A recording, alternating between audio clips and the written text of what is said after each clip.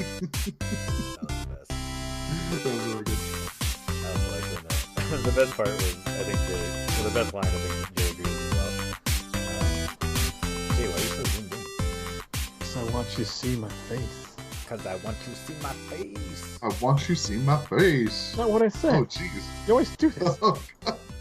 You always do this. All right. So, yeah, the other one was... Perfect. Don't give me a latte. It's always frothy and bloated. Why would the latte be frothy and bloated? You know, frothy lattes make me farty and bloated. Oh, God. You know I love the way you make them. Yes, Derek. Oh, that one. I think like there's a lot of one-liners that I can't remember that I think were actually enjoyable. Kevin, why? Oh, no, he's going lower. Hey, maybe we should start the show. Welcome everybody to another episode of the NRDWave podcast. Today we're going to be talking about most anticipated movies of 2020. Yeah, it's going to be a pretty light year, I think, but Jay, please stop. You're messing with my intro. Yeah, it's going to be a pretty light year, so we're going to try and blow through some movies. We got 5 that we want to talk about specifically, the ones that are most interesting to us. And then another 5 or so, 4 or 5 that should get some honorable mention because they're probably going to be pretty big for this movie season or this movie year. So once again, I'm Kevin. I'm the guy who did the intro, as you just heard. And who are you guys? I'm Bobby. I'm also on the podcast. My name is Jay, and I'm here. Jay is present. Are you here to party? Jay is doing the minimal amount of work by being present. Thank you for joining us, Jay. I'm at least a contributor. You're welcome. Absolutely. Well, we're all quote-unquote talent, and I use quote-unquote heavily. So, yeah, let's get right into the movies. Talent. Yeah, exactly. Untalented talent. So, yeah, most anticipated movies of the year. I think this is going to be a pretty interesting conversation. So, yeah, why don't we get right into the first one? Bobby, you want to start us off? Well, there are some fairly interesting movies coming up, but I think if we're looking into like the real heavy hitters, the next big movie to come out in April is going to be No Time to Die, the next Bond movie. I believe it's the 25th, if I'm not mistaken. We've had some hit and misses with the Daniel Craig James Bond movies. It seems like every other one is good or bad, and good news here, we're on the good ones now. So I'm actually looking quite forward to it, seeing what's going to happen after the disappointing Spectre. What do you guys think? Well, in my opinion, it can only go up from there. I thought that Spectre was god-awful. That movie had so much promise, too, because it was like, oh, Blofeld is a... Christoph Waltz, man. Yeah, Christoph Waltz as Blofeld, an iconic character from the James Bond universe, and, in my opinion, a great actor playing the part. Unfortunately, it turned out to be a mess of a movie, and it wasn't what Casino Royale had set up in terms of a movie with a realistic universe. It felt way more cartoony, and it felt like the Roger Moore era, which got really cheesy, really campy. It felt like they were returning to that for some reason. I didn't understand why, because the other 2 movies had been way more successful in being grounded. Pretending Quantum didn't exist? No, Quantum of Solace was still very grounded. It was just incredibly boring. Like, nothing happens in that movie, and it's so unmemorable. I could not even tell you the plot, and I've seen it 3 times. Something about oil or water? I don't really know. Some sort of secret organization, which eventually ended up turning out to be the organization in Spectre, which called Spectre. But that movie was such a disappointment. This movie, like I said, it can only go up from here. And the trailer looks great, so I'm pretty damn excited for this movie. Mm-hmm. Yeah, I'm excited to see a scruffier, more meaner, I think, and not really as a refined James Bond. I think we're going to see something a little darker, and I'm really looking forward to see what they do as far as with the villains go. See more Christopher Waltz. I think he was completely wasted in Spectre, and that was the biggest disappointment for me. And I'm excited to see what happens. Not too excited about the new female version, but we'll see. Hopefully I'm disappointed. Hopefully I'm proven wrong. Hopefully I'm disappointed. Let's hope so. Yeah. I hope you are too, Jay, because it's going to make for a good review. Yeah, well, you said that Christoph Waltz was the most wasted, or a huge waste of an actor Dave for the Bautista? role. Yeah. What about Batista? Oh, Like, yeah, He you're drives they- around in a car and then dies. They didn't give him any charm whatsoever. Like what he's done with Drax, and then what he did in that movie, it's unbelievable that they didn't use him more. He was pretty much supposed to be Odd Job, right? I think I so. don't think so. Were they trying to do like a I don't- twist on the character and making him massive? I guess, but I mean, None of us Job. seem to know, so that's a I bad don't sign know. right Maybe there. he's got a name. Let's look up the name in IMDb's. It's gonna be like random task or something. Yeah. Oh, we didn't even mention Skyfall and how good that was too. So it's Oh, just like, such a good movie If they with do- with an incredible villain. Contrast to Spectre. well, I feel like so the first one we have an introduction of a brand new Bond who's gritty and basically blunt force agent, right? And you literally see that with him running through drywall in that first parkour scene, which was so cool. And then he was so cold blooded the whole movie when he's getting tortured and stuff. It was so badass. It's such a great movie. And then the second one suffered from a weak plot. Then the third one got back to a character study about James Bond and what it means to be James Bond and you know his upbringing and stuff like that. So you get a lot of backstory. And then the fourth one was it was like A lot of retconning, I feel like. yeah. And they were I think they were leaning too hard on the nostalgia of the character of Blofeld and what that meant for the Bond universe instead of continuing to explore James Bond's psyche, basically. And I feel like Jay said, he's hoping for a more gritty, more beat down, a more of a veteran type Bond that I think that's going to be good for the story because it's going to explore what it means to be the best secret agent of all time for so many years. So Yeah. that's why I'm mostly interested in it. I think Well, it looks really cool. It's funny to me because that's exactly how he was. He was beaten down in Skyfall, and that's one of the reasons why that movie was so good. And then I feel like they kind of went away from that. So I feel like if they go back towards that beaten down Bond, it will be a good thing for them. Well, I feel like they just continued too much from Skyfall. Skyfall, you had like, obviously, Javier Bardem's character was like saying, "Hey, James, you know these guys, people you're working for, aren't the greatest. You know, you have a past, and you know all these things are leading to it, and they led you to me." And they just kind of did the same thing into Spectre, like, "Hey, you know, it's just more of the same thing that they tried to, you know, go deeper, but they really didn't. It was like just a shallow, like throwing a rock in a puddle, you know." Mm-hmm. Yeah. Well, I hope in this movie they kind of explore more of the like the dirty side of the intelligence community in terms of they kind of touch on it in The Last Jedi a little bit, where the rebellion had to do some messed up stuff to get to where it was, and they touch on that with Rogue One as well. So I'm hoping that they kind of do that too in this movie and making it. And I have no reason to there's no clues from the trailer that are telling me that they should do this. It's just something that I've always wanted to explore with James Bond is the lines that he blurs in order to get the job done. And I think making a hero not so much of an obvious hero is a good thing for movies because it creates an internal conflict. And James Bond is like the perfect type of character to explore that type of thing with. So, like I said before, I'm hoping that this movie explores more of his inner demons rather than the grandeur of a secret agent movie that has been the signature for Bond for so many years. We need to see something different from the previous generations, and every other movie we appear to get that. So this is going to be one of those where they're really on with the tone. So yeah, looking forward to it for sure. And I really like Daniel Craig as the character. I hope that somehow we maybe get a sixth one. we'll see how this one goes. I don't know if it's the every other movie one. Maybe not. Well, they can end on a low note if I get more Daniel Craig. That's fair. He's great. Are you guys ready for the reveal of who Dave Bautista played? Yes. Oh, let's hear it. Update us. All right. So the character's name is Hinx. Hinx. Hinx. Oh, Hinx. well, of course Yeah. he was. Okay. And he had one spoken line the whole movie. What was it? Shit. Oh yeah, that's right before he gets kicked out of the train, which was the most lackluster death ever. I was like, what? That was stupid. I'm looking at the production photos right now, and I guess it turns out he was rocking a double barrel, looks like a 1911 or a USP, side by side put together. Oh, nice.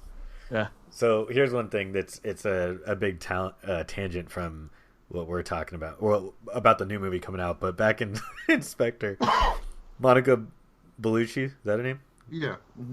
John, yeah, she shows up for essentially one scene. James Bond like seduces her, and then doesn't she like die that scene? Yeah, I like think dies so. that scene, It's the Like, most messed immediately. up thing. It's the most messed up scene ever. and she knew it was gonna happen. She's like, "You better go," and he leaves, and then she dies Yeah, instantly. she's like, you better lay pipe as quick as you can because I'm about to get murdered. Don't you want me to save you? Nah, I'm good. The It's same thing happened in Skyfall with the love interest in that movie too. she well, didn't the know same- she was gonna die. The same thing I happened think- in Quantum of Solace. He sleeps with Gemma Arterton's character, and then she's dead in the next scene. That's where the oil came from. Yeah. They dropped her with oil. Oh, scary movie style.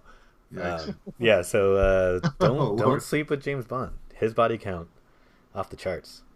Oh, and in Casino Royale, he sleeps with the wife, or he's seducing the wife of one of the smaller villains, and she ends up getting killed too Oh yeah, on the Right. beach. Yeah. yeah. Leah Sado, who played what was her name? She played Madeline, the love interest in Spectre. She's gonna reappear in this one.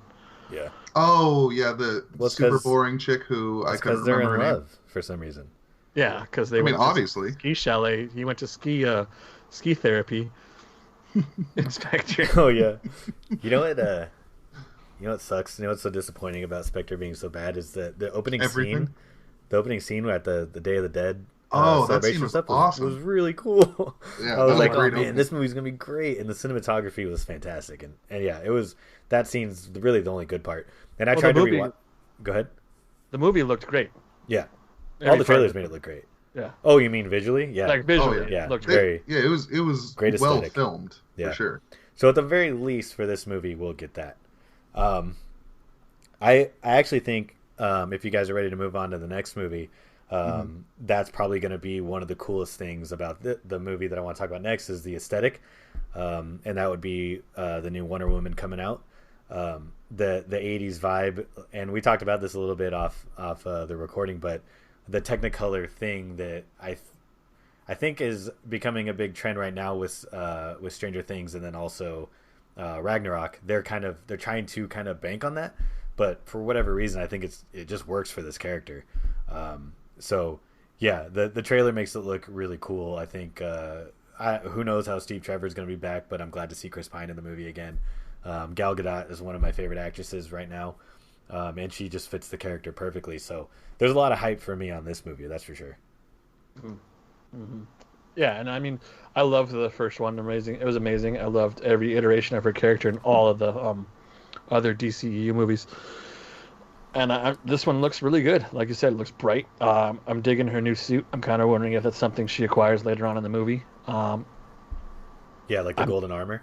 Yeah, the golden Yeah. armor, and like, is she gonna be able to fly with the? She got like some kind of angel Valkyrie wing going on. I'm excited to see Chris Pine, see Trevor back. I'm very curious how he Yeah, comes back. that's my main curiosity. I want to see how they do this. Some kind of portal opens up when he blows up in the past. I don't know. I'm little kind of disappointed. I'm not sure if they're gonna have her use a sword and even really like punch I people heard- in this. I I heard, heard there's no no sword, no shield. shield, which kind of like Well, a hopefully slight you're disappointment so disappointed. far. Hopefully, I'm disappointed. That's gonna be Jay's Let's next hope so. catchphase. Give him all the guff, because hopefully he's disappointed. I'm gonna be disappointed. So Yeah, yeah, make I that mean, into a shirt. Bobby, what are your thoughts?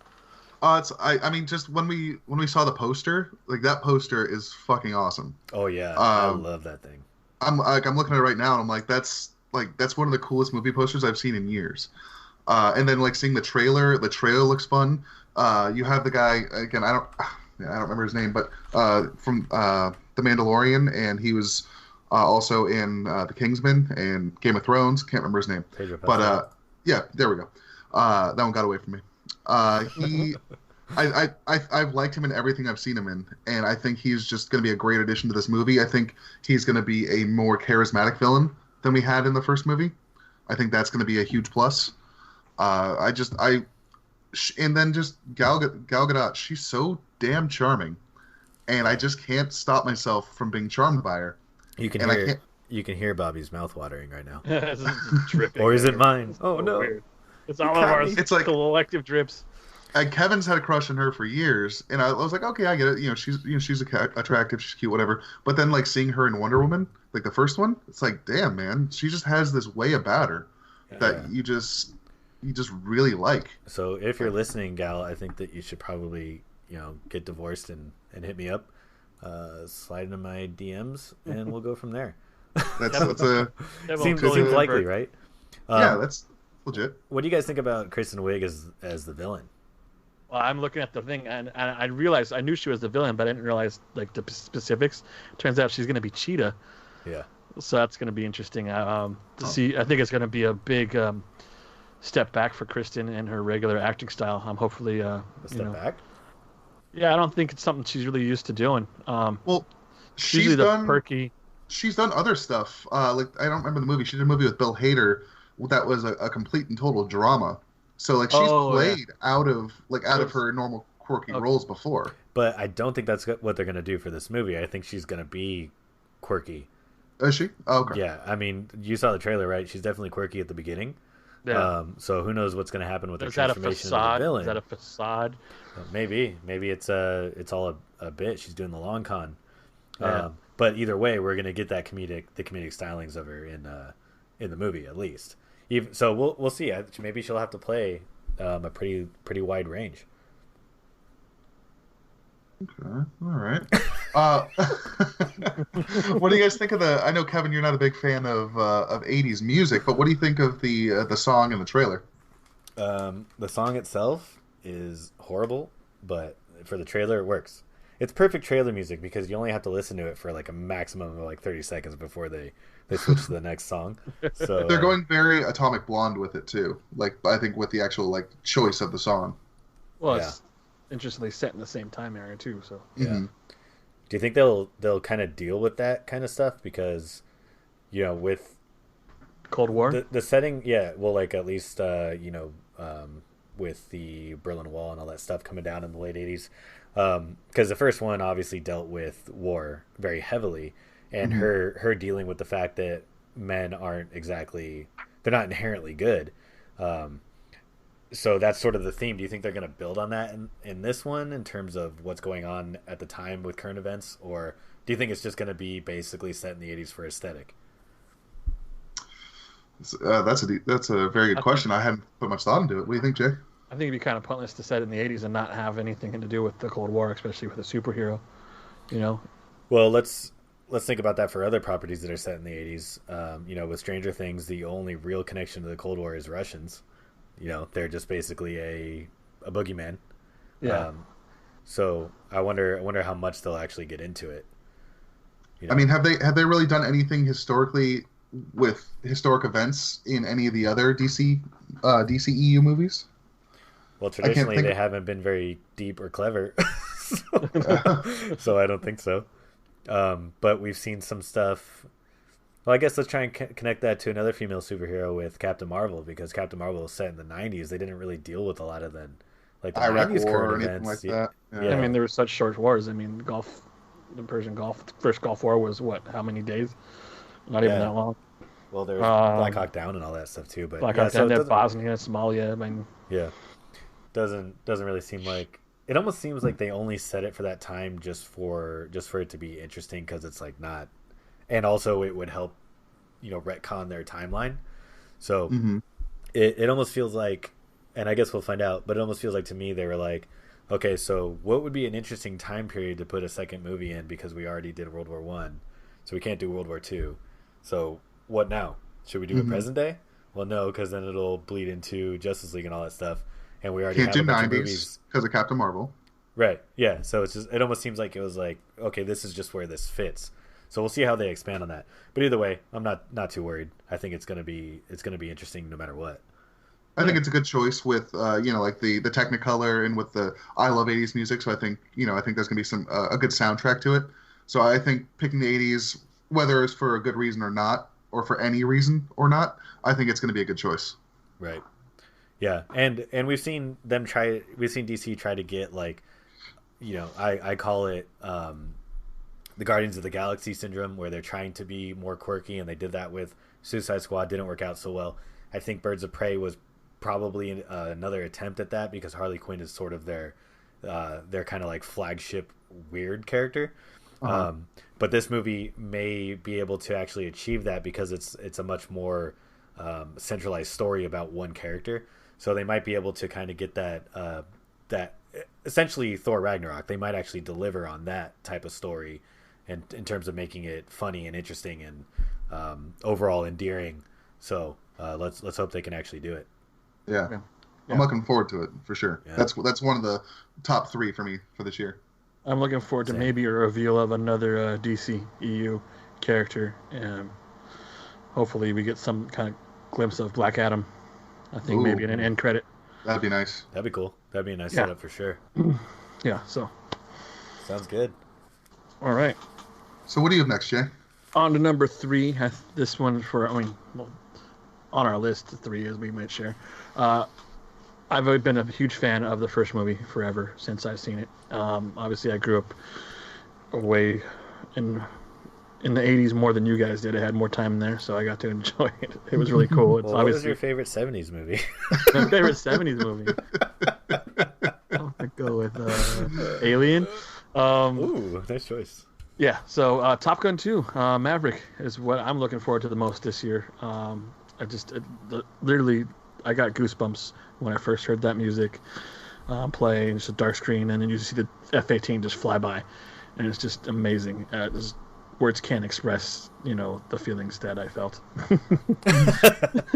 Yeah, well, it's funny because like this movie, I'm also incredibly excited for, and later in my life, I became much more of a fan of Tom Cruise. So I think that might be most of the hype around it for me, because I was never a Top Gun fan. I've seen it a couple times, not in a very long time, and for whatever reason, it didn't connect. But the second I saw the trailer for the second one, I was like, holy crap, I bet you Tom Cruise is flying one of these freaking jets right now. Yeah. So yeah, I'm very, very psyched for this movie. Yeah. Well, in our circle, you guys have given me crap for years, because the one time I've ever actually watched this movie, I was kind of on my phone texting, not really paying too much attention. I mean, I got the main beats, but I was never a Tom Cruise fan up until maybe like 2010, 11.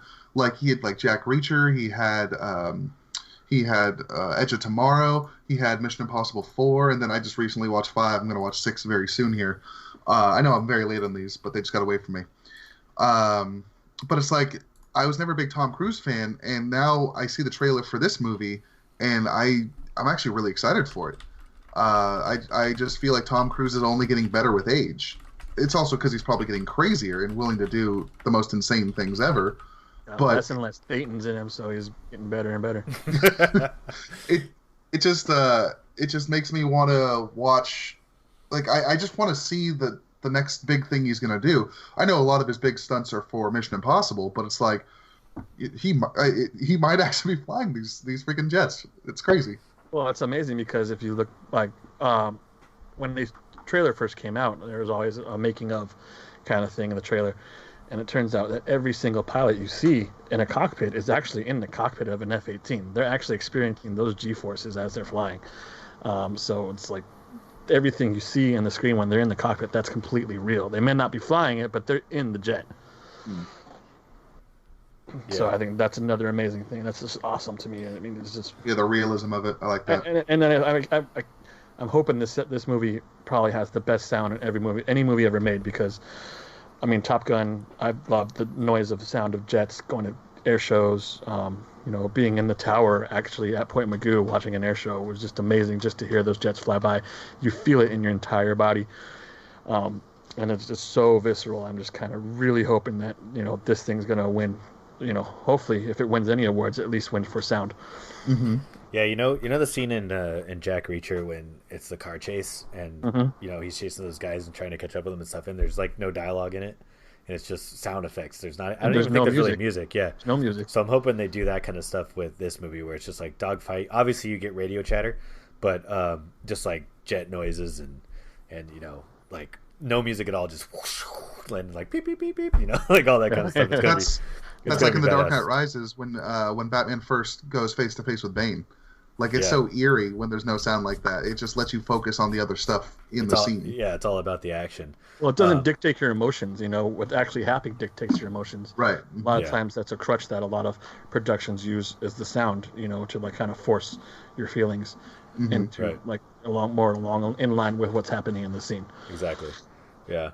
Well, one of the things that I'm interested in, and I could be way off with what the story is going to be about, but it seems like it's going to be about sort of the evolution of warfare in terms of drones. How they use drones in the military now, and Tom Cruise's character is basically going to be considered old-fashioned. I wonder if that's kind of going to be what it's about, because they talk about, there's a line in the trailer, and I can't remember what it is exactly, but basically they allude to the fact that Tom Cruise is very old now, or his character Maverick's old now, and he's had so many opportunities to be promoted, and exactly he's still there. Yeah, and then should be an admiral. Right. Yeah. So I wonder if that's going to be the main theme of the movie, is the merits of a human touch to the human soldier's input on the battlefield versus computerized stuff, and disconnected people on joysticks flying drones and stuff like that, which is essentially the if you've ever seen it, the movie Stealth. Have you guys seen that one? Yeah, that's not a movie I enjoy. It's not a long time ago. Yeah, but anyways, that's essentially what that movie's about. They create this super intelligent AI plane, and it goes AWOL and starts killing its wingmen, and so they have to like outmaneuver it using human ingenuity and using instinct. So I wonder if that's going to be a major theme of this movie. And then also, I'm looking at the trailer. We can't forget that Miles Teller comes in, and he looks exactly like Anthony Edwards. So obviously, he's some offspring. He's a Goose Jr. Goose Jr. Jr. Is he credited? See where that goes. Let me double check. Yeah. While you're checking that, what do you think about how well this movie is going to do, Bobby? Box office. I think there's a lot of nostalgia for Top Gun. Like, I think, like, my best friend Corey, you guys aren't friends with him, so it's fine. He is a Top Gun nut. Like, he is like obsessed with this movie. Like the song where they're singing in the bar. Like, he knows that song simply from that movie, and like he sung it to his girlfriend. I remember one time over like a video chat, because he was so obsessed with that song in that movie. Wow. It's just, I think you're going to get a lot of people who remember the nostalgia of it that will go see it. And I think a lot of people know that Tom Cruise is a quality performer in a lot of his action movies these days. So I think you're going to get a pretty good box office for it. Yeah. So Miles Teller is playing. Yeah. So he's definitely Goose's son, Bradley Bradshaw. Interesting if his call sign is Rooster, which is pretty cool. Another variation of a bird. I'm disappointed in that. It should have been Goose Jr., like you Goose said. Jr. Gooster? Or Goose 2, The Revenge. GJ. Yeah. All right, so yeah, that's pretty cool. So far, our first 3 movies we've discussed are sequels, which is no surprise in Hollywood these days. But yeah, why don't we move on to the next one? What do you think, Bobby? The next one's a pretty interesting one. I heard about the concept maybe a week or so before I saw the trailer, and it's Free Guy. It's a brand new property. It's Ryan Reynolds. He's starring as he's the NPC in a video game world. It's kind of like a Grand Theft Auto world, and it's all of a sudden one day like he just decides he wants to do something different, and he picks up this pair of glasses that one of the main characters were using. And he could all of a sudden see everything from their perspective, and like all the other users and their usernames, and all of a sudden it's. I do see a lot of Lego Movie in it, but I feel like it's going to give me a lot of nostalgia for Grand Theft Auto 3, Vice City, San Andreas, all those when I was a kid growing up, and just how cool it would be to take over as a video game protagonist. It looks like a lot of fun to me, honestly. Yeah, it looks really cool. I'm really excited for this movie. For me, what this movie looks like is reverse Matrix. The program has become aware that it's a program, inside its world, and so it's going to be exciting to see what happens. It looks like it's Ryan Reynolds at top of his game, obviously, with his humor, him just being nutty and kooky, and just being over the top. The action looks great, and obviously the CGI looks really cool, looks colorful, and like I said, it just looks like GTA in real life. Obviously, just a bunch of people running around, just being assholes, just to be assholes, blowing everyone up. Right. So yeah, I'm excited. I wonder if they're gonna kind of touch on that because obviously we have a lot of experience playing Grand Theft Auto and the type of toxic behavior that you run into. There's gonna be some trolls. Yeah, you think they're gonna actually show like the different types of trolls in there, like griefers and all that? Oh yeah, it's gonna be. I hope that they do some sort of montage where Ryan Reynolds just gets killed over and over and over again, kind of like they do in the trailer, but instead of like the bank being robbed every day, it's him actually dying in some sort of weird. Him coming out of like the barber shop or like a clothing store and just getting tanked to death. Yeah, just over and over. Or like that model up being all the time. respawned at something else. Or like the NPC model, that character model is being respawned like in completely different clothes, or like he's the shopkeeper, or he has a different role.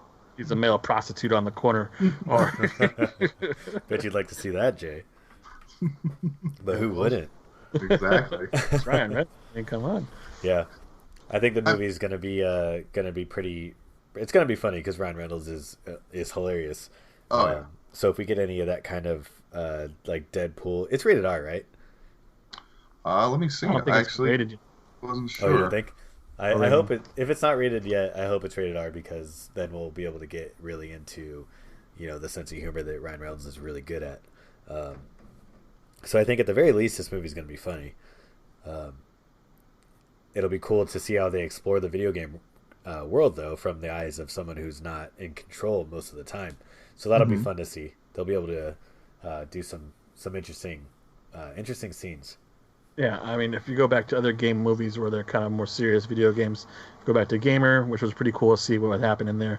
It's real people being controlled. It's not really a video game environment. But then you go to the opposite end, you see Pixels, and it's just like, just completely silly. Something in the middle would be pretty nice. Did anybody see Pixels? I saw Pixels. I mean, that doesn't surprise me. You know the answer. It got away from me, but for good reason. I didn't want to see it. I actively avoided it.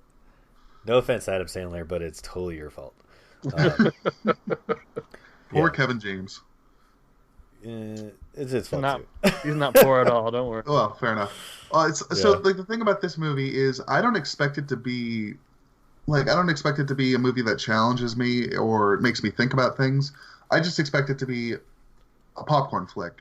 Something that I go in the summer to see, a blockbuster movie, just to have a good, I don't know, hour and a half to 2 hours, however long it is, and just enjoy myself. I don't expect anything memorable from it. I just expect to have a good time while I watch it. I actually disagree with that a little bit. I'm hoping that the humor is more challenging than a lot of comedies that have come out recently. Like, what's the comedy movie, like direct comedy, not an action comedy, anything like that? What was the last really, really funny one that you guys saw in theaters? Oh, in theaters? Oh, God. Yeah. I can't remember. This Is the End? Yeah, that's what I was going to say. This Is the End is really good. I think Spy was really good. That's probably more of an action comedy, though. Yeah. Even though that's not an overloaded comedy, we'll say that's borderline. But that came out when? 2016? 5 years ago? 4 years ago? Something like that? So, yeah. Game Night was pretty funny. Game Night? I didn't see it in theaters, okay. but I did enjoy that. Booksmart, I don't know if either one of you guys have seen that. I didn't see it in theaters, but it's like a super bad ripoff, but still very funny. But there's not a lot of good comedies the last decade or so. Right, exactly my point. So I hope that this movie is more challenging on a humor level instead of just being, very, very predictable and surface level in terms of its jokes. Because a lot of movies nowadays are just it's so obvious what they're gonna do and what lines are gonna come next and all that stuff. It'd be nice to really get those like deep belly laughs that Deadpool really gave me, and even though that's an action comedy, I'd say that's the closest thing we've got for a while. You could get like Ted and Ted 2. Like those are probably two of the closest in like the purely comedy category. Yeah. Of the last decade. 20 Die in the West. Come on, that's up there. Once again, nobody saw that. Just kidding. Let's see. Was it good? What are some other ones? All right. 21 and Stuff that 22 I Jump was- Street. Yeah, those are pretty Action good. comedies though. Yeah.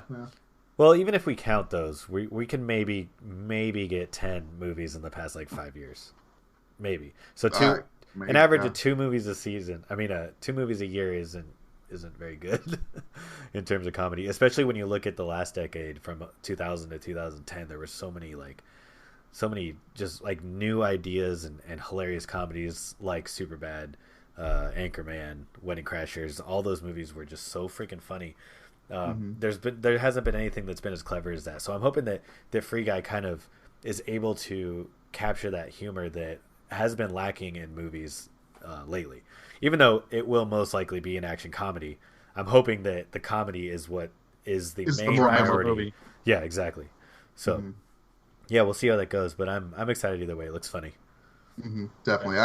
Like I said, I'm not expecting too much. I'm kind of getting my hopes down, just so I think I will enjoy it. But if it exceeds what I'm hoping, that's perfect. Yeah, absolutely. So funny thing that our first 3 movies were sequels, and then we went on to an original property, and we're right back to sequels. So weird. The next one is Godzilla versus Kong, which is something I'm particularly excited for. I love Godzilla.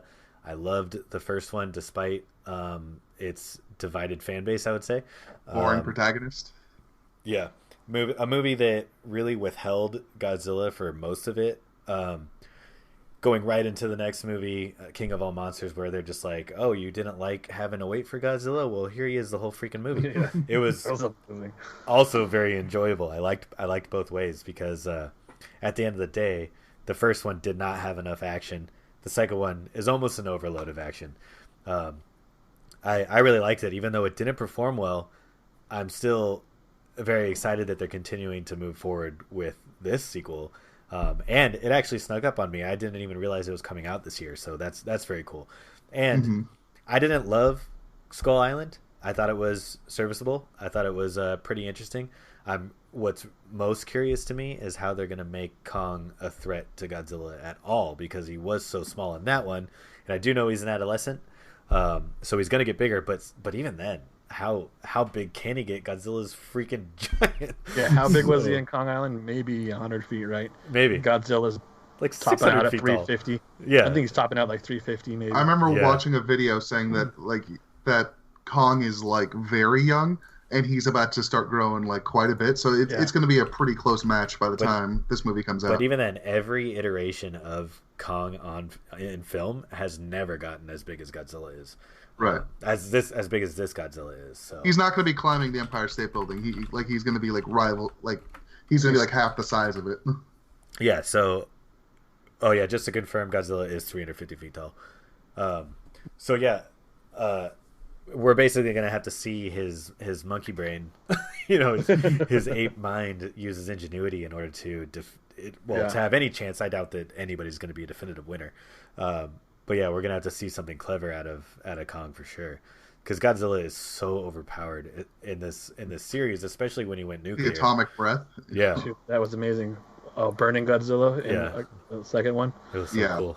That was the best part of the movie. And that snuck up on me too. I had no expectations to see that in the movie, and then to have them do that. I mean, it happened so much later in the actual original Godzilla timeline. I wasn't expecting to see it so soon, and I was pleased. I was caught off guard, and I was happy. Yeah. Like for me, I really enjoyed Godzilla. I had a hell of a time with the second Godzilla movie. Like we saw it in theaters together, and it was just fun. Like it was a really fun movie. And then I saw Kong Skull Island just on TBS one day, and I really enjoyed it. I thought nobody was a standout character, but I thought the story was pretty good, and I enjoyed the execution of it.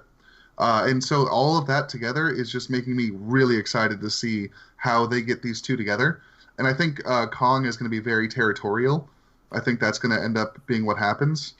I think it's obvious. Sorry to cut you off, but it's obvious that at the end of the last movie that they're all going to Skull Island. So yeah, your suspicions of Kong being territorial are pretty. The hints the clues are there. So. Yeah, that's essentially how they're going to start the fighting, I think. So that's a good point. Yeah. And I also wonder how many, because I think the after credits, there was a lot of really cool like hints at what's coming next or what could be coming next. I'm excited to see what new monsters they might bring into it. I'm kind of hoping we don't see Mecha Ghidorah right away, because I think it needs a little more time between there. Right, I agree. But yeah, just to go back, I mean, obviously, we don't go to these movies to see the human side of the story. We go to watch the big monsters fight. That's what was lacking in the first one, is too much of the human story. So that's why we barely get to see Kong until Godzilla till the last half. Kong was there the whole time. No. He was there the whole time. He was just tiny, though. He was like a little chimpanzee at his dude. Yeah, he was real young back then. Even though it's like 30 or 40 years after we see Kong on Skull Island. Yeah. But I mean, just, and then I think the Mutos for the first one were like the perfect introductory villain. They were good. Yeah. I mean, something new we hadn't seen. It was a pleasant surprise. And then obviously going into King of All Monsters, was just a monster fest the whole time. Seeing Ghidorah just rise up out of the thing, King Ghidorah, it was amazing. And then they instantly explained that, this is obviously, he's not supposed to be here. He's from another place outside of Earth, from outer space. I thought that was a really cool way that they did that. Well, that's what it literally was in the original storyline. There's an alien race to actually bring him to Earth to fight Godzilla, to destroy Godzilla so they can take over. And so I'm excited to see where they go. Obviously, like you said, to see how Kong measures up to Godzilla. But I feel like, you're having two of the toughest good guys fight each other. And I think it's going to end up in the end being a team up to fight something else. Yeah, and I'm excited for that. I was going to ask you that too, actually. Do you think that that's where it's going to go? Because most of these movies, all these superhero team up movies, they're like BVS. Yeah, BVS or Civil War. It's always Civil War actually, I think, subverted expectations there, because there was a villain that started everything, but they ended up fighting each other, which is a pleasant surprise, and they ended up fractured. But right. BVS fumbles this by Batman vs Superman. For those who don't know the acronym for whatever reason, you're probably listening to the wrong show. What I wanted for that movie was for them to fight and argue, don't resolve it until Justice League, where they're forced to be joined together to fight something else. The second I saw Doomsday in the trailer, I was like, that's a huge bummer. So I hope that Godzilla vs Kong doesn't go that route. Like, if it were my way, I would have them end in a draw, just like the original movie, where they're just tired, they're almost dead, and they just stop fighting. And then the next movie introduces Mecha Ghidorah. So that would be my dream, but I also wouldn't mind it too much if they did what you're saying, where they're fighting most of the movie, but there has to be a lot of fighting. It can't be Batman vs Superman again, where 7 minutes. Yeah, where we get something that's so short and there's so much buildup for no reason. It has to be tons of destruction before they have to team up. Yeah, that'd be nice. Well, I mean, I wouldn't even be disappointed if the whole movie they're fighting, and then the very end, they're tired, they're on their last legs, and then something else shows up, and it's ominous, and you barely get to see what it is, and then goes bam, black, roll credits. I would love, and then it rolls into that and rolls into the next movie, like Monster Island or something like that. What if they're fighting, then they're both beat up and they're just laying there, and then the human characters, which nobody will ever remember the names because who cares, they'll be like, oh man, I can't believe they're both dead, and then credits roll, and then you have the stinger, this other thing shows up from space, like, or something comes out of like a underground bunker or whatever, and it's Mecha Ghidorah, and then they're like, they both like start stumbling to get up, and then they get in a stance, and then credit, and then it ends. Yeah. And that'd be interesting. That'd be kind of cool. But then also I worry that it would end up being kind of like how The Amazing Spider-Man ends. The Amazing Spider-Man 2, and that was incredibly disappointing. So maybe they shouldn't do that. You want them to fight a giant mecha thing? So I see a lot of parallels here. And it's gonna I don't know if I like it. It's gonna have what's his name? Paul Giamatti controlling it. The Rhino. I am the Ghidorah. The one human connection that I'm going to be sad that he passed in the second movie was Ken Watanabe. Oh yeah, that guy was great. I just want to hear one of his his little one-liners like "Let them fight" or "I'll do it" or something like that. I'm gonna miss that character.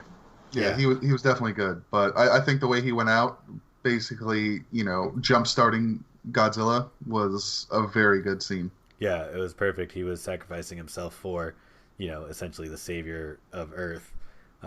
So essentially, he was the savior. He's the one who really saved the day because he was the one who recharged our weapon. So it was a pretty cool thing, and that character will definitely be missed. And I wonder if they're gonna have Millie Bobby Brown in the next one. Has there been a cast released yet? There's. I don't know. I'm looking right now. Yeah, there's a cast. Actually, this is the wrong one. It's the original. King of Monsters. Let's see, Godzilla versus Mecha. Godzilla versus King Kong. All right, bear with us while we look into this. Oh, is this the guy from Deadpool 2? Which guy? I think it is. The kid. Yeah, he's in it. Oh, man. Oh, Rebecca Hall's in it. That's good. I like her. Yeah, so it doesn't look like Millie Bobby Brown's in it. So Bobby, no, she is in it. You'll be happy to know that the poster is in Technicolor. Ooh. Oh my god, this thing's awesome. All right, maybe we'll throw up a picture of this. This Kong looks way more scruffier, and he's got like a beard.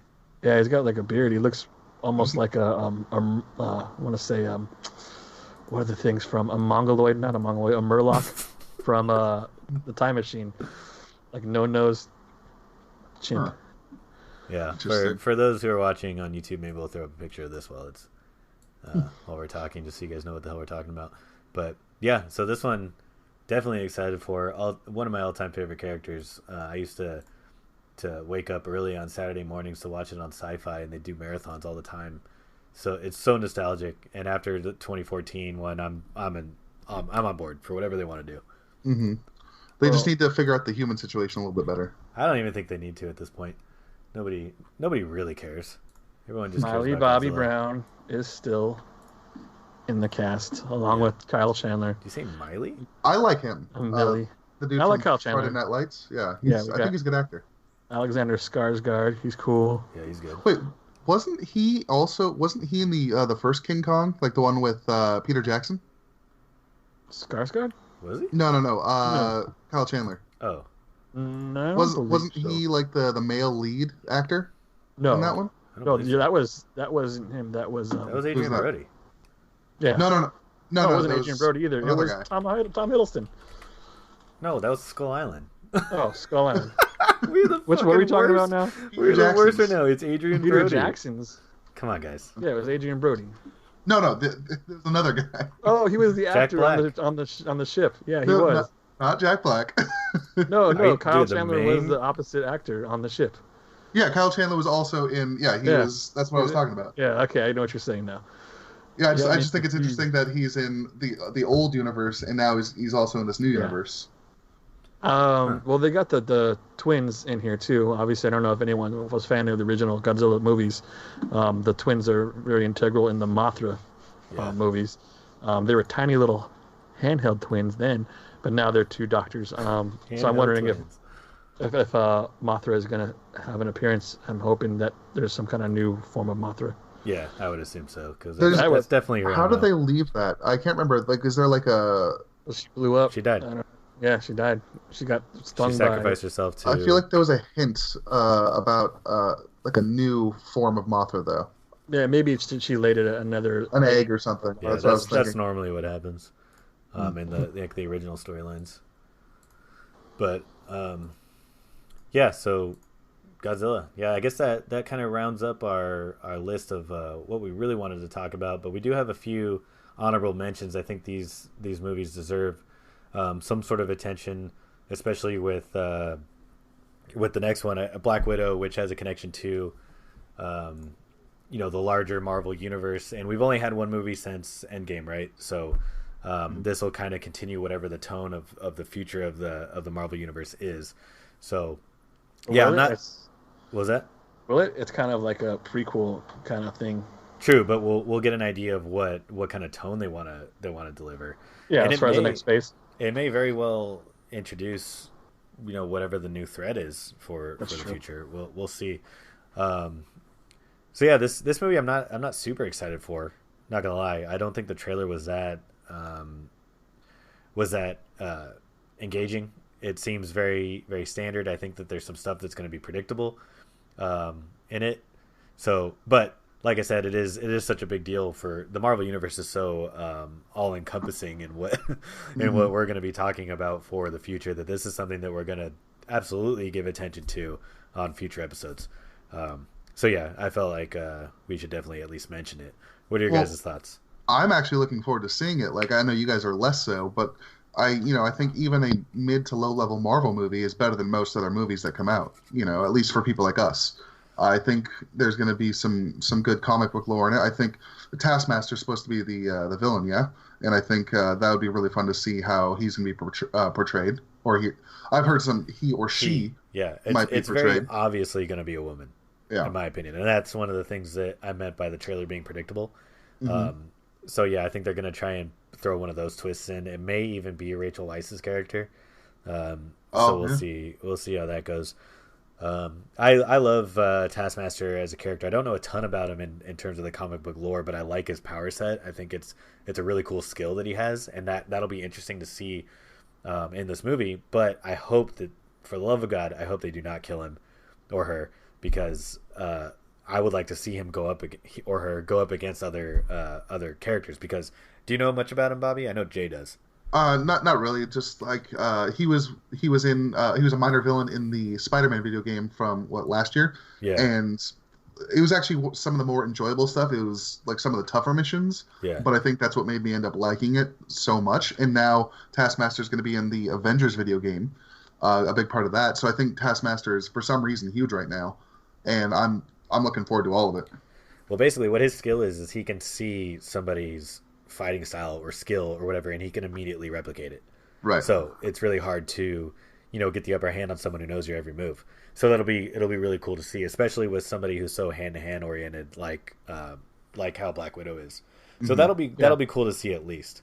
I think the cast is good, so that'll be fun to see. Um, but yeah, not much else to say about it besides that. I mean, I Yeah. wonder how many other Marvel characters will make it, or if any other Marvel characters will make a cameo in it, like Nick Fury, maybe. Like Well, I Thunderbolt have no Ross is idea. in it, Oh, okay, that's pretty so cool. yeah, Yeah. so that'll be interesting to see. Yeah, Hmm. I mean, like I said, I'm gonna see it. For me, it's probably gonna be along the lines of what it looks like right now, is the same quality as maybe Captain America: The First Avenger. Good but not a great Marvel movie. Hmm. Yeah, So I mean, definitely, I mean, we have to see it to continue. Even talking about what's coming next in the next phase of Marvel. So yeah. I mean, I'm hoping, I'm really hoping it's good and it's better than I think it's gonna be.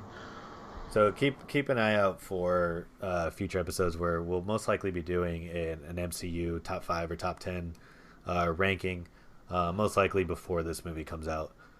We'll basically have all of Phase 1, 2, 3 to choose from. Hmm.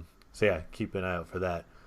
This next movie, the, the next movie we should talk about has probably one of the most ridiculous trailers I've ever seen in my life, and I couldn't be more excited for this. Such a dumb movie. Fast and the Furious 9. So I don't know if you guys haven't seen the trailer. Press pause, go watch it, and then come back, and then laugh with us because it's dumb. If It's you thought What they is couldn't get any more crazy with stunt what is the coordination. craziest part of the trailer for you? okay. So, oh, it's so stupid. Okay, so there's this rope bridge. They're driving around in circles on this one edge of a cliff, I guess, and I don't know what ends up happening, but the rope bridge gets destroyed. They got to get across this huge gap now that's over the ocean, I believe, and Dom's driving, and I think Letty's in the car, and maybe somebody else, and they're driving, and he drives off the edge, and just somehow knows that he's gonna get hooked onto whatever the rope part of the bridge is still connected. Starts swinging across the whole freaking gap, and this is not a small gap. It's like at least like 300 feet, and then it almost looks like the car rockets the rest of the way because the centrifugal force starts taking him back uphill again, and that's where the trailer cuts, and it's so stupid. You remember in Fast 6, I believe, when they're in Dubai and they jump out of one building's window and then land in the other one. Remember that scene? I think actually that's Fast believable 7. compared to this. Yeah. Yeah, that one is that Fast 7. Fast 7. Yeah. I thought that's as crazy as it could get. I thought that Dom jumping from one overpass to another overpass to catch Letty before slamming into a car. I thought that's as crazy as it was going to get. I thought that a submarine coming out of the ice while they're all on tracked fucking cars and Lamborghinis with spiked tires and stuff. I thought that was it. Man, was I wrong. This movie looks batshit fucking crazy. They're headed to space pretty soon here. Like they're gonna get Jason X. Dom's gonna get frozen. He's gonna get unfrozen in the future. And he's gonna have to chase down Wesley Snipes on a moon station. It's gonna be called Demolition Man. It's gonna be awesome. I can't wait for that one. So that's probably Fast 15 by that point. We'll see. So I don't know about you, Jay, but I think the craziest part of the trailer for me was when Dom just straight up catches a fucking car that's being shot at him. I don't even know. That wasn't, I don't was think that that's Dom? Dom. That's John Cena's character. John Oh, was it Cena. just? Oh, I could. Yeah. I guess I couldn't tell, but either way, He fucking flips and he catches it. just catches Oh my it. god. They better be adopted brothers because they look nothing alike. They really don't. It's gonna be like Blofeld in James Bond. Yeah. Well, exactly. But I'm wondering if the villain's going to be enhanced like in the last one, with Idris Elba having some kind of super spine and suit that makes him super. Spoilers. I think it's just seen John. that one. It's just John Cena That's a power. spin-off. That's not a part of this. It's not the Oh, yeah, saga. it's It's saga. not the Fast That's and true. Furious saga. That's true. I forgot. Yeah, I don't know. This movie this is, of all the movies that we've talked about today so far, this is by far going to be the worst one, and I couldn't be more excited to see it. Oh, it's. I look forward to seeing. Again, it's gonna be like Free Guy, probably worse, but I'm looking forward to it more. Oh, it's I don't think- absolutely going to be worse. Absolutely, easily. This movie is not going to be good, guys. I'm telling you. And I'm a huge fan of the series, but they have completely lost their way, and I can't wait to see it crash and burn. And then who's coming back? Fucking Han. He's just there. How the hell? That he came through the same portal that Steve Trevor did. It's gonna be He crazy. was never in that car. He went into a manhole that was under the car before it blew up. They show him blow up. Oh, he used the Nick Fury thing Yeah. from Winter Soldier. It's a lightsaber. Yeah. That's so dumb. Oh man. I don't get Although it. I don't know if we're going to be seeing any of The Rock or Jason Statham in this. The Rock is. No, I'm he's pretty sure not. He's into it at apparently all. not even. Yeah, Him- not interested. Him Well, and I guess- Vin Diesel have beef. So. Yeah. Oh, yeah. They should fight. They should fight for real and see who wins. The Oh, Rock. they should do that for charity. Yeah, it's for charity. Yeah, right. The Rock is like all arthritic from the roids. I don't think he'd destroy Vin so is Diesel. Dom. Well, I mean, if you look Or so at is this, Vin Diesel. each of these movies are just a way to make Vin Diesel look tougher and tougher. Oh yeah, of course. It's his thing. Yeah. So yeah. Prediction on Rotten Tomatoes score for Fast 9. What do you think, Jay? We're going to go critics or audience? Critics. Let's go critics. Critics, it's going to be 60-something.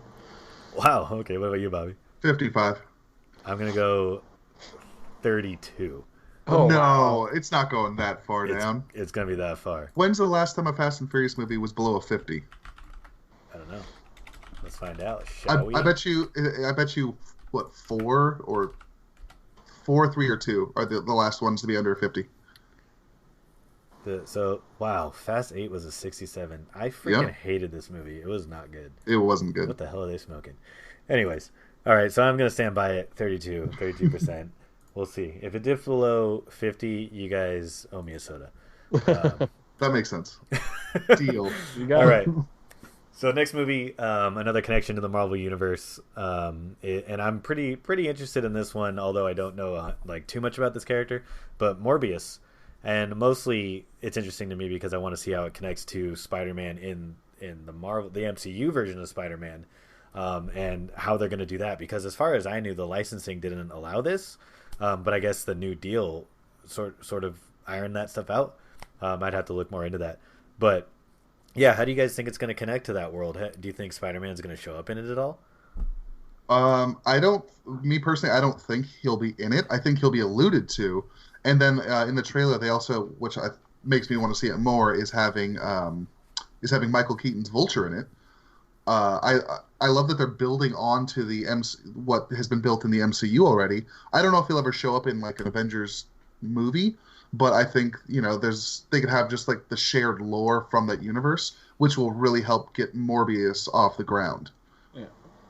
Well, this is obviously setting up some sort of Sinister Six movie, right? Yeah, They still that's going to be the Sony version, not like MCU, but still shared lore. But here's the thing: this movie has both going on, so there's going to be some sort of. It appears to be set within the MCU.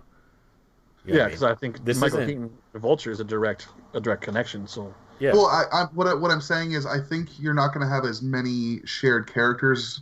Like, I don't think you would have like Spider-Man in a Morbius movie until it's a Spider-Man movie, if that makes sense. And Morbius will be in a Spider-Man movie. Yeah. Well, I guess my prediction would be that Morbius is going to somehow end up in the Sinister Six movie, somehow helping Peter Parker. Because why even allude to Spider-Man at all? They have a poster of Spider-Man in the background of one of the scenes in the trailer. Why even do that? Essentially, this is my vision as to why I didn't connect with the Gotham TV show. Is you have the city that Batman's famous for defending, and then just removing Batman. So like the most interesting thing about the city is no longer there. So having Morbius mention Spider-Man, but then not have anything to really do with it seems not likely to me. So there's actually some people online. There's some internet theories that think that Spider-Man may be missing at this point, because there was a set photo that had a bus that had an advertisement on it saying like "Where's Spidey" or something like that. So I'm also wondering if that connects to, and a lot of people online are wondering if that connects to the fact that what's his name, Mysterio outed him in the last movie. Yeah, thinking the same thing. Is he in hiding or something like that? But then the other weird thing is the poster that you see on the background is Tobey Maguire's Spider-Man. It's his costume. Yeah, I've heard that. So what the hell is going on? That's honestly the backstory to this is the most interesting thing about the movie. If you look at it that way, and that's just Tobey Maguire's, and that's just directly Sony's licensing. Yeah, but so I'm thinking maybe if they go from there, there's going to be some kind of lend into. Well, I mean, you got Sony's licensing there, but you also have Michael Keaton as the Vulture. So I mean, it's kind of a mixed message. Mixed signals are happening. Exactly. So what if this leads into some sort of Spider-Verse connection? Yeah, so I was thinking like the multiverse, or what is it, the Doctor Strange movie could have some effect on that. Yeah, true. And the WandaVision. I wonder if we'll see like Madam Web or something in yeah. So I'm excited for this movie. I'm way more excited for this movie than I was for Black Widow. Yeah, like I said, this snuck up on us. I hadn't even anticipated or thought it was going to happen. And then I saw the trailer, and Jared Leto looks amazing as Morbius. I think he's perfect. Yeah, he definitely has the look for sure. Yeah, the reluctant villain, Mm-hmm. I'm cautiously optimistic. Yeah, and then I'm wondering where they're going to go. Obviously, later on this year, it's not on or it is on our list. I don't want to ruin it, but maybe some kind of connection to Venom 2, where they kind of bring Venom a little more over to this side of the Marvel. We get him in there. That's a pretty good segue to the next movie. Did you have anything else you wanted to say about Morbius, Bobby? I mean, I'm a big Spider-Man guy. That's right in my wheelhouse. But I'm a little worried that they're trying to do like Spider-Man stuff without Spider-Man. I think, like I said, I think they'll obviously have him included a bit, but I'm worried that they won't do it too much. I don't think Tom Holland will actually be in it, which I think will kind of hurt it, just like Venom 1 was hurt. I'm still looking forward to it just to see the world building that they do with it. And I think that's what this next phase is all about. I don't think we're going to get a lot of huge ensemble movies. I think they're going to be kind of like standalone movies that are going to have obviously a connection in the universe.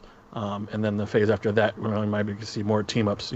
Right. Well, I think that they're going to try and introduce the next big bad, the next Thanos in the TV shows, or at least allude to him. I think the next guy is going to be King the Conqueror. I'd love it if it was Norman Osborn, though. As the big bad of the next phase? I I think mean, Maybe. I think it could be kind of like a I think mini it's going to be boss. Galactus. I mean, with the return of Fantastic Four, obviously, and then hopefully they redo Silver Surfer. I'm hoping it's going to be Galactus kind of size. hmm Yeah, I'm thinking they might save Galactus though. I think they're going to try and go for a more time travel oriented thing because the Loki show is most likely going to be revolving Oh yeah, around time that is travel. true. Yeah. right. So we'll see how that goes. But yeah, this movie, like I said, I'm cautiously excited for. It's going to be something different, that's for sure. So, yeah, that's why it deserves a spot on this list. So if anybody, if everyone was done with Morbius, like I said, Venom 2 is next, and I know Bobby has a lot of thoughts about the original one or the first one. So how do you feel about the sequel? So okay, so it's funny to me because you go from Morbius, which is probably going to be a more serious, dramatic movie, to Venom. Well, a two we don't know the tone of yet, but if it's anything like one, it's going to be a little zany and like more lighthearted than it should be. Like Venom is a very dark character, and I feel like they made him just kind of a nerd in the last and in also in the first one they made Eddie Brock like this. He was supposed to be like this big tough not reporter, but I guess like Narcissist, yeah, like he like he's not necessarily a terrible person, but like he has really bad He makes he has bad really choices. bad impulses that make the symbiote choose him. And it's like they didn't hit on any of that stuff in the first movie. I didn't like Venom 1 because I'm a huge Venom fan. Venom is my favorite. He's my favorite villain. And well, it's like Magneto. originally It's yeah. Yeah, I know. It's just I was really disappointed with the way that everything went. And every time I see somebody talk about how good that movie was, I'm just perplexed. It had some good qualities, but it wasn't a good movie. Like if you like the character at all, it was bad. I don't get it. What do you guys think? Are you guys looking forward to it? Like, do you think it's going to be another zany movie, or do you think it's gonna do you think they're going to correct some things? I think it's going to be tonally confused because Cletus Cassidy is obviously he's a psychopath. Anybody who doesn't know about the character, he's a serial killer that ends up bonding with Venom's offspring symbiote, which is Carnage. So he becomes basically a main villain for Venom as well as Spider-Man, and they do a lot of team ups, which is kind of what I was hoping for originally with this Venom verse, I guess you could call it, is an eventual team up between Spider-Man and Venom. It's not likely we're going to get that, but basically I think it's going to be overly quippy but not land, kind of like how Age of Ultron was. Right. Where the tone of the movie is supposed to be it's supposed to be dark. Like you imagine the tone of Joker, where it's dour and heavy and it's depressing. This movie should sort of have moments like that with Carnage as a character, but I think he's going to be super goofy, like especially with the way that they depicted him at the end of the first one, where he's just like looks like Ronald McDonald. Yeah, it was very strange. His hair, I don't know if you've seen the set photos, but his hair's short. Awful. They shaved it off, so it's like a buzz cut. So at least he won't look freaking weird. yeah. Like it's Woody Harrelson, he's gonna look weird. So. He won't. Well, yeah, but he won't look like a clown. Like he looked like a clown in the first Venom. Yeah, it was really silly. Yeah. So I think that this movie's hopefully will. I hope it's not going to be a mishmash of tones. I hope that it's it's consistent in some way. But like you said, Bobby, the first one was pretty zany, so we'll see. We'll see about this one. But either way, I'm pretty excited just to see what direction they go. Yeah. Mm-hmm. I'm on the other end of the... I mean, I have no doubts that this is a horrible movie. Not a horrible, but not a great movie. I really enjoyed the first Venom. I could turn off my nerd brain most of the time when I'm watching movies and just sit back and enjoy it as far as entertainment value goes.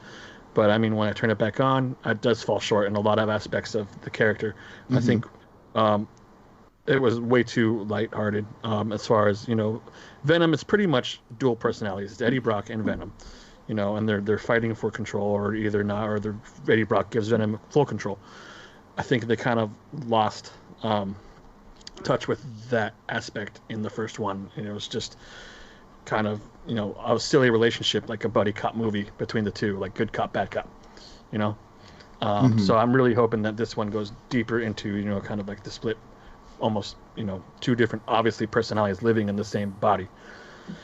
And I hope, to expand on that a little bit, I hope that they that they do a good job of depicting the difference between Carnage's relationship with Cletus Cassidy versus Eddie's and Venom, because Eddie and Venom, they refer to themselves as we, but Carnage is I.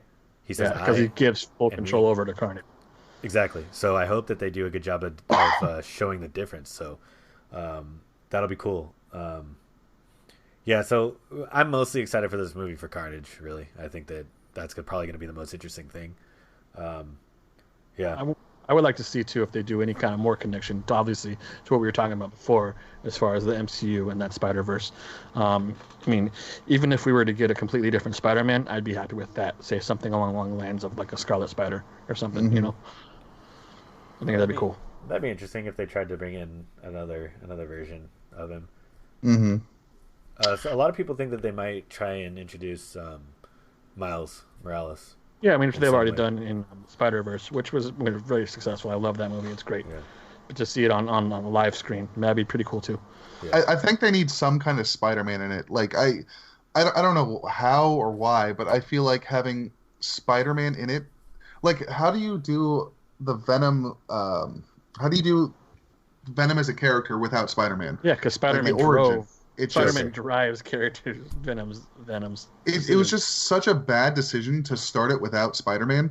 And then, like, one of the things we don't see that we saw in the comics and like the TV show even is like you don't see the despair of Eddie Brock. Like you don't see him like in Spider-Man 3. He's like, God, will you please kill Peter Parker? Like you don't see him get to that lowest of lows. You know, that was it's terrible too. It was so unearned. It's terrible, but it's like you don't see him get to that point where he just like needs something like the symbiote to change his life. You know, what disappoints me, and what they may eventually be able to do at some point, is that we never like. I would love to see Tom Holland's Spider-Man deal with the symbiote suit. You know, deal with the black suit. That'd be cool. And whatever inner conflict he would go through, realizing that something's corrupting him and all that stuff. I think that would be really cool. I think he would do a really good job of depicting that. But we'll probably never see that in this iteration of Spider-Man. So a little bit of a bummer. I agree that Venom should have had some sort of tighter connection with Spider-Man in the first one. So we'll see what they do if they're going to introduce him. You know, because Venom has this, you know, the white spider on his chest because he saw Spider-Man one time and he liked it. So yeah, maybe they'll do that. Maybe they'll be like, he'll see him on TV or something. Another cool thing. There's got to be some sort of cameo. Another cool thing that, you know, I doubt it's going to happen though, but like somehow there's, you know, if we do, and they've been working on it secretly, you get some Tom Holland in the end, let's say, you know, as Stinger or the end credit, and you know, he is in seclusion right now, and maybe he's a little, you know, feeling down about it, and somehow symbiote gets onto him, and the next version we see of Marvel's MCU Spider-Man is symbiote suit Spider-Man. Oh yeah, he could be feeling unappreciated. Yeah, stuff like that. That'd be pretty cool. So I mean, you know, let's kind of draw the symbiote to him, you know, or you know, somehow Eddie loses it, and you know, it's on its own, and it finds its way to Peter Parker. Yeah, that'd be pretty daring, that's for sure. Yeah, I think they should take risks. I mean, so I think Sony, like, there's a lot of goodwill with Spider-Man right now. They really built it back up. So why not give it a shot? And at the end of the day, Phase 4 for the MCU is all about risk-taking. We're going to see a lot of really weird stuff in this next set of movies, so this would be the time to try that because they built up so much good equity with fans. Essentially, we trust everything that they're going to do. Kevin Feige's amazing job. Kudos to him. He's the godfather for sure. All right, so we pretty much covered everything, but I guess if you guys had to choose for which movie you think is going to be the best one out of this list, what would you guys say? Let's see. I'm gonna go with Bond. I think No Time to Die. I think we've seen two incredible Daniel Craig ones before. I think we're due for another one, and I think this could be his last one. So I think he might go out on top. You know. Nice choice. What about you, Bobby? I mean, Jay. You know, I'm gonna say it's probably not gonna happen, but I mean, as far as my own personal hopes, Top Gun 2, I think it's gonna be the best out of the list. Yeah, in terms of movie quality, I think that Bond might be the best movie, but as far as enjoyment, I think Wonder Woman's gonna be the one for me. I'm pretty excited for that one. So yeah, we'll find out what happens this upcoming year. The next movie to come out, I believe, of this list is No Time to Die, and that's early April. Yeah, we got about a month and a half. Yeah, the summer movie season is going to be kicking off soon. So stay tuned for our reviews, and let us know what movie you guys are excited for. Was there anything we missed? That's pretty likely. Anything that you're not excited for that we talked about? Let us know in the comments, and don't forget to subscribe. Check us out for the next episode for the next week, and see you guys next time. Thanks for riding the wave. Wow, get pitted. And don't forget to shred that nard. Until next time. Shred the nard. See you next time. See you there, or I'll see you another time. Later, Joseph. Bye.